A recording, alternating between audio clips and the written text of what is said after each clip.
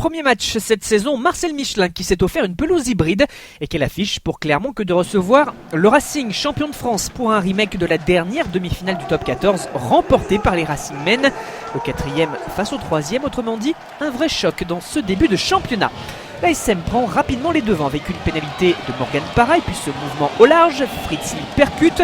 Les Jeunards se réorganisent autour de leur demi de mêlée. Cela ressort pour Camille Lopez qui remet intérieur pour Noah Nakatasi. L'ailier international accélère et transperce le premier rideau défensif. Double raffut sur Brice Dulin et Afatia. Le bras levé, un premier essai. Les Auvergnats sont bien en place et confirment leur domination. Parra transforme et passe une autre pénalité.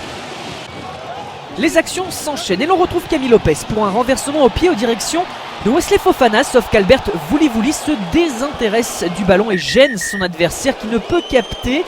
La vidéo est demandée et l'on voit bien que l'ailier du Racing n'en a que faire du ballon et empêche le centre de Clermont de réceptionner. Le jeu de L'Oréal caractérisé sur le 12 qui va pour réceptionner, c'est cette pénalité carton jaune. Les explications de Romain Poit sont claires, le carton jaune et surtout l'essai de pénalité. Un contre-rock en faveur des jaunes et bleus qui relance sur le grand côté, les passes s'enchaînent. Encore Fritz Lee pour attaquer. David Zirakashvili initie un nouveau changement de côté. Camille Lopez tape par-dessus pour casser à nouveau le rideau défensif.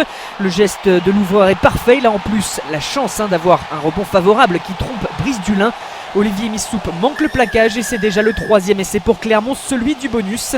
On joue depuis moins d'une demi-heure, 27-3 à la pause. Le Racing attend la 38e pour marquer ses premiers points grâce à une pénalité de Maxime Machenaud.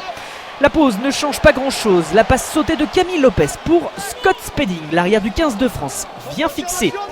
Le soutien est rapide. Parra peut ressortir pour Wesley Fofana qui sert Noah Nakatasi, repris par Albert Vouli mais qui a l'avantage d'arriver lancé pour ne pas être stoppé. Encore un nouvel essai. Moins de 10 minutes plus tard, succession de pick and go suite à une pénale touche. La défense du Racing essaye tant bien que mal de repousser les assauts. En vain, David Zirakashvili trouve l'espace pour marquer un nouvel essai. Le score est de plus en plus lourd.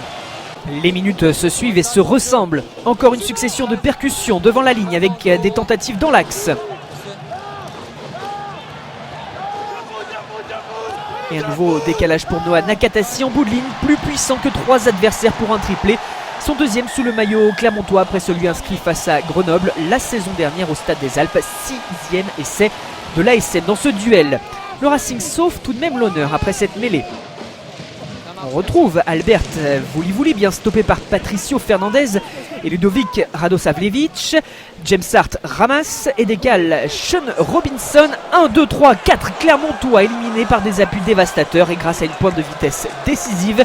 C'est la seule note positive dans la soirée des Franciliens. Très large succès bonifié de Clermont qui ne manque pas ses retrouvailles avec 100 publics, 47-10.